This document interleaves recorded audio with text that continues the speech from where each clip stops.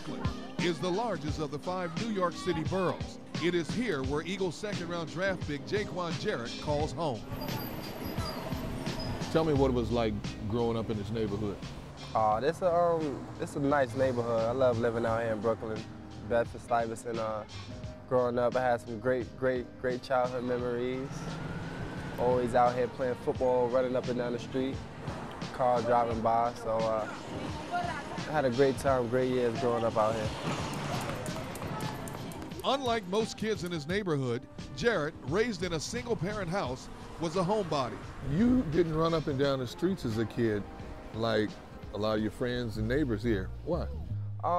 Being involved in sports, playing basketball, playing football, just gives me the opportunity to stay out of trouble. So when I'm going from home to school to football to back to home, it's not a lot of things you can do to get in trouble. So I think just being involved in sports helps a lot of kids stay out of trouble.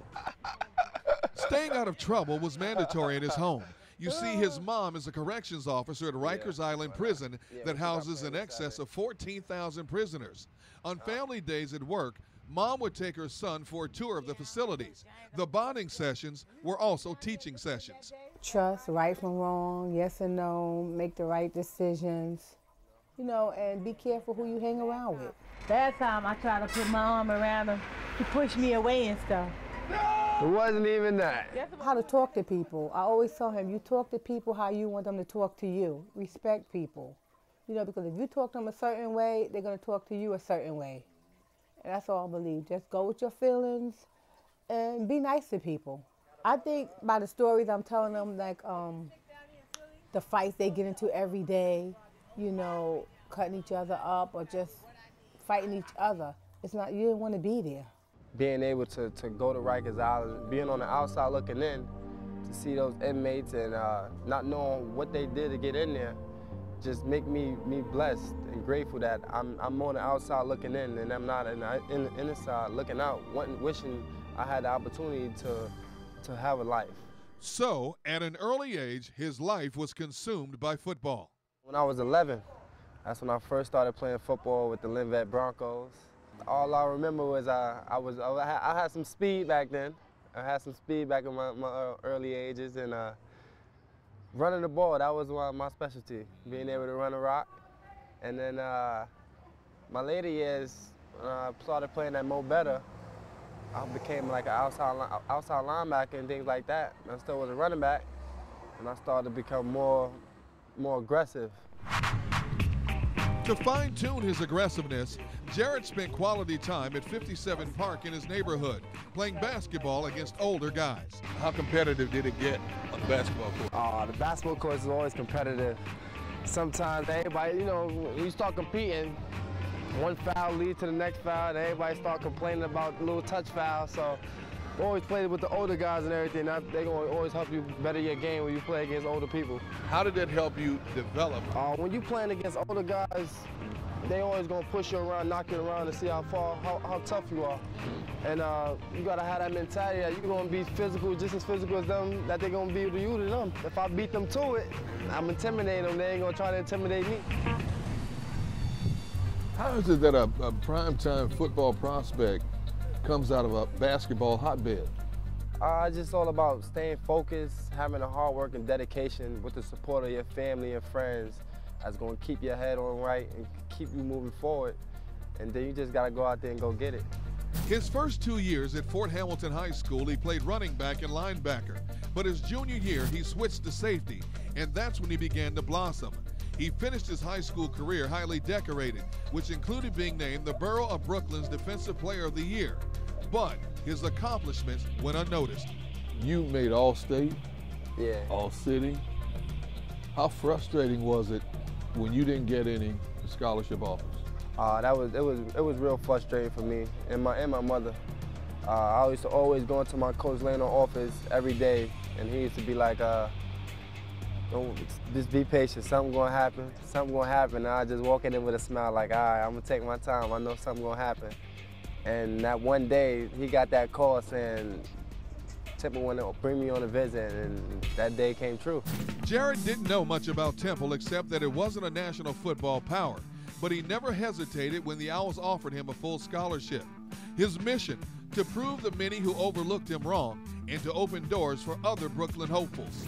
Yeah, I think I carry that on my shoulders every day. Going out there with a chip on my shoulder, got something to prove every day. Being overlooked, being a city kid, I know we're known as a basketball city, but there's a lot of talented football players out here and that get overlooked every day, and I'm just hoping that now that I had that opportunity to bring a little light into the city, that they have the opportunity to be able to play at a big-time school. True to his word, Jarrett developed into a sure-tackling, big-hitting safety. And in April of this year, his dream to play in the NFL became a reality, chosen surprisingly by the team he's watched closely for the last 4 years. With the 54th pick in the 2011 NFL Draft, the Philadelphia Eagles select Jaquan Jarrett, defensive back, Temple. This is like a dream come true. I've been playing here in Philadelphia for the past 4 years. This is a great coaching staff that Coach Andy Reid has, and they love me, and I love being here, so I can't wait to get out there and practice. Since the draft, when he isn't back in Brooklyn, he's at his second home, Temple University, conditioning his mind and body for what lies ahead. Football, no longer a hobby, it's now his profession. It's not really too much of a difference. It's just that now you're getting paid to do it, so you're gonna want to get out there every day as much as possible. In college, sometimes you're not getting paid, but morally, yourself inside you want to get better. So some people don't want to get better, and some people just want to get better. So if you want to get better, you're gonna work regardless of if you're a professional athlete or a college athlete. Come on, Jaquan, rip him. Get out of there. Get out of there. He's already being compared to Eagles legend Brian Dawkins, and there's a rumor that he could be Quentin Michaels' replacement. Jarrett has always been sure of himself and his talents, and says just earning a roster spot is not enough. I think whenever you get drafted, you always gonna go in there to compete to play, compete for a spot. So when I get in there, I'm gonna go in there just to compete for playing time, compete for a starting spot. The veterans there, they know how to compete. That's how they make their living. So I'm hoping they can show me the ropes and I can just become a great team player to them. A rare football gem from a basketball community, passed over by big-time college programs, and yet here he stands, living a dream. It means a lot, being a local kid from Brooklyn, from Bedford-Stuyvesant, to be once walking up and down these streets, playing in the playgrounds and everything around here, to kids growing up with me, used to seeing me just walking around, and next thing you know, they see my face in the paper and something like that. Just for them to be like, oh, I know him, I've seen him.